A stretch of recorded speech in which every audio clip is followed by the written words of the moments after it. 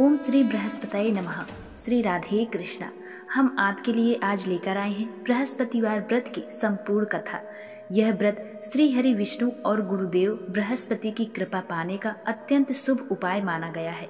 जो भी व्यक्ति श्रद्धा और विश्वास के साथ गुरुवार का व्रत करता है उससे बुद्धि, धन, संतान और सुख की प्राप्ति होती है। शास्त्रों में कहा गया है कि यह व्रत अगर अनुराधा नक्षत्र युक्त गुरुवार से प्रारंभ किया जाए और लगातार 7 गुरुवार तक किया जाए तो अत्यंत शुभ फल देता है। इस दिन प्रातः स्नान करके पीले वस्त्र धारण करें, श्री हरि विष्णु का ध्यान करें और केले के वृक्ष की जड़ में दीप जलाकर पूजन करें। चने की दाल, गुड़ और पीले पुष्प से पूजन का विधान है। इस व्रत की कथा सुनना और दूसरों को सुनाना बहुत पुण्यदायक माना गया है। अब सुनिए बृहस्पतिवार की व्रत कथा। प्राचीन काल में भारतवर्ष में एक राजा राज्य करता था। वह बहुत दयालु, दानी और धर्म प्रिय था।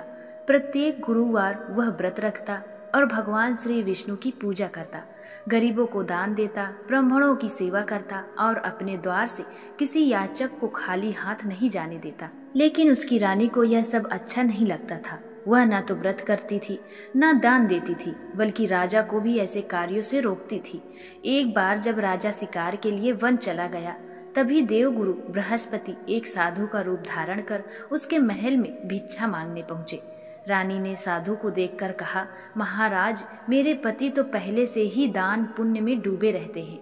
अब आप ऐसा आशीर्वाद दीजिए कि हमारा सारा धन नष्ट हो जाए ताकि मैं चैन से रह सकूं। साधु ने कहा, देवी, धन और संतान से तो सब प्रसन्न होते हैं। इन्हें बांटने से पुण्य बढ़ता है, दुख नहीं। धन से भूखों को अन्न, प्यासों को जल और निर्धनों को सहायता करनी चाहिए। लेकिन रानी ने कहा, मुझे ऐसे धन की जरूरत नहीं जिसे मैं बांटूं। तब साधु रूपी बृहस्पति देव ने कहा, यदि ऐसा है तो तुम मेरी बात मानो। गुरुवार के दिन घर को गोबर से मत लीपना, अपने बाल पीली मिट्टी से धोना, राजा से कहना कि वह दाढ़ी बनवाए और मांस मदिरा का सेवन करे, वस्त्र धोबी से धुलवाना। ऐसा 7 गुरुवार तक करना, तुम्हारा सारा धन नष्ट हो जाएगा। रानी ने वैसा ही किया। केवल 3 ही गुरुवार बीते थे कि उसके घर की सारी संपत्ति नष्ट हो गई। राजा रानी दोनों को 2 वक्त का भोजन भी नसीब नहीं होता था। तब राजा दुखी होकर बोला, हे रानी, तुम यहीं रहो, मैं दूसरे देश जाकर कुछ काम करूंगा। वह परदेश गया और लकड़ियां काट काट कर बेचने लगा। इधर रानी भूख से तड़पने लगी। 7 दिन तक कुछ न मिला तो उसने अपनी दासी को अपनी बहन के पास भेजा जो धनवान थी। दासी गई तो रानी की बहन उस समय बृहस्पतिवार की कथा सुन रही थी, इसलिए उसने कोई उत्तर नहीं दिया। दासी लौट आई और रानी से कहा कि आपकी बहन बहुत घमंडी है। रानी बोली, विपत्ति में ही अपना पराया पता चलता है, शायद यही हमारे कर्म है। उधर रानी की बहन को खेद हुआ और कथा समाप्त होने के बाद वह अपने बहन के घर पहुंची। उसने कहा, बहन, मैं कथा में थी इसलिए दासी से बात नहीं कर सकी। क्या बात थी? रानी ने कहा, हमारे घर में अन्न नहीं है। मैंने दासी को 5 सेर बेझर लाने को भेजा था। बहन ने कहा, देखो, बृहस्पति भगवान सबकी इच्छा पूरी करते हैं, शायद तुम्हारे घर में कुछ अन्न होगा। दासी गई तो उसे सच में एक घड़ा बेझर का भरा मिला। तब दोनों ने निश्चय किया कि अब से हम भी बृहस्पति देव का व्रत करेंगे। अगले गुरुवार उन्होंने चना गुड़ से भगवान विष्णु और केले के वृक्ष की जड़ में पूजन किया। उस दिन उनके पास पीला भोजन नहीं था, लेकिन उन्होंने भाव से पूजा की। उसी समय एक साधु 2 थाल पीला भोजन लेकर आया और बोला, यह तुम्हारे लिए है। दोनों ने आभार पूर्वक भोजन किया। इसके बाद वे हर गुरुवार व्रत और कथा करने लगी। धीरे धीरे उनके घर में धन आने लगा। रानी फिर से आलसी हो गई, पर दासी ने समझाया, अब हमें दान पुण्य करना चाहिए। तब रानी ने प्याऊ, कुएं, तालाब और धर्मशालाएं बनवाए, भूखे को भोजन कराया और बहुत पुण्य कमाया। इधर राजा जंगल में दुखी होकर लकड़ियां काटता रहता था। एक दिन बृहस्पति देव फिर साधु रूप में उसके पास आए और बोले, हे राजा, चिंता मत करो, तुम्हारी पत्नी ने अब व्रत शुरू कर दिया है। तुम भी गुरुवार का व्रत करो। चना गुड़ जल से केले के पेड़ की जड़ में पूजा करो, कथा कहो और सुनो, सब दुख तुम्हारे दूर होंगे। राजा ने ऐसा ही किया। अगली बार उसे रोज से 2 गुना धन मिला, लेकिन एक बार वह व्रत भूल गया, जिससे उसे विपत्ति घेर ली। एक नगर में राजा ने यज्ञ किया और सबको आदेश दिया कि आज कोई घर में भोजन न बनाए। उसी नगर में वो राजा लकड़हारा भी रहता था। जब देर से पहुंचा तो राजा ने उसे पकड़वाया, क्योंकि रानी का हार गायब था। लकड़हारे को जेल में डाल दिया गया। दुखी होकर उसने बृहस्पति देव को याद किया तो साधु रूप में देव प्रकट हुए और बोले, अगले गुरुवार तुम्हें 4 पैसे मिलेंगे, उनसे पूजा करना। उन पैसों से राजा ने ऐसा ही किया। उसी रात नगर के राजा को स्वप्न में बृहस्पति देव ने दर्शन देकर कहा, जिसे तूने बंद किया है वह निर्दोष है, उसे छोड़ दे, वरना तेरा राज्य नष्ट होगा। सुबह जब राजा ने देखा, रानी का हार उसी जगह लटका हुआ था। उसने लकड़हारे से क्षमा मांगी और सम्मान पूर्वक विदा किया।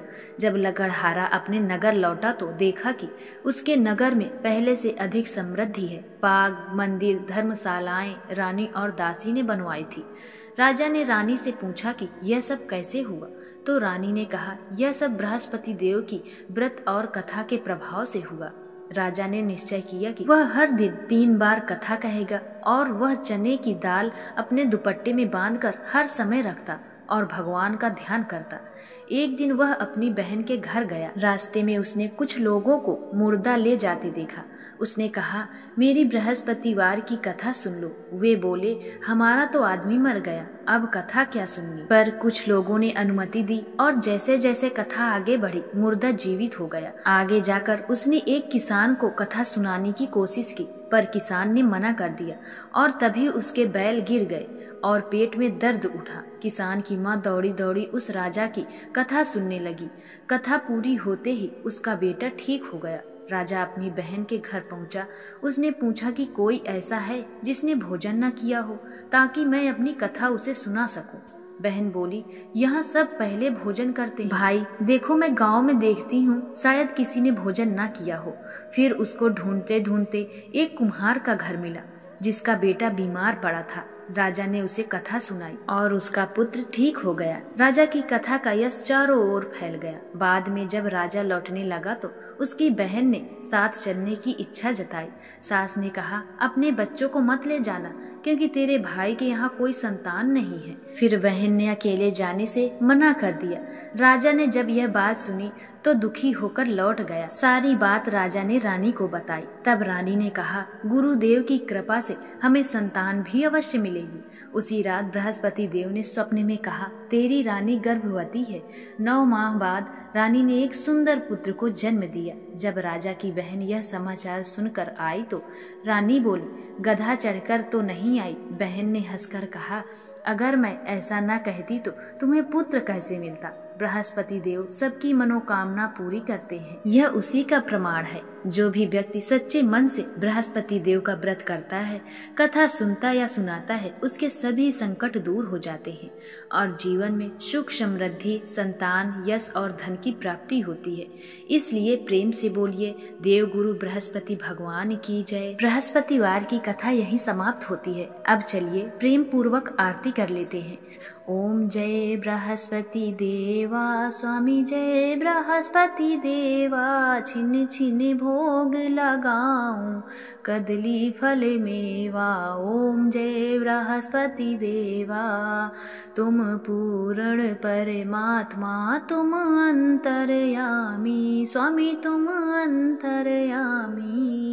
जगत पिता जगदीश्वर, जगत पिता जगदीश्वर, तुम सबके स्वामी। ओम जय बृहस्पति देवा। चरणामृत निज निर्मल, सब पातक हरता। स्वामी सब पातक हरता।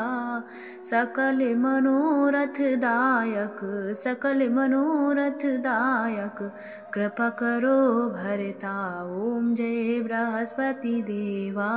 तन मन धन अर्पण कर, जो जन शरण पड़े। स्वामी जो जन शरण पड़े, प्रभु प्रकट तब होकर, प्रभु प्रकट तब होकर, आकर द्वार खड़े। ओम जय बृहस्पति देवा। दीन दयाल दयानिधि, भक्तन हितकारी। स्वामी भक्तन हितकारी, पाप दोष सब हरता। पाप दोष सब हरता भव बंधन हारी। ओम जय बृहस्पति देवा सकल मनोरथ दायक सब संशय टारो। स्वामी सब संशय तारो विषय विकार मिटाओ, विषय विकार मिटाओ संतन सुखकारी। ओम जय बृहस्पति देवा जो कोई आरती तेरी प्रेम सहित गावे, स्वामी प्रेम सहित गावे ज्येष्ठानंद बंद सो निश्चय पावे। ओम जय बृहस्पति देवा, ओम जय बृहस्पति देवा, स्वामी जय बृहस्पति देवा। छिन छिन भोग लगाऊं कदली फल मेवा। ओम जय बृहस्पति देवा। बोलिए बृहस्पति भगवान की जय।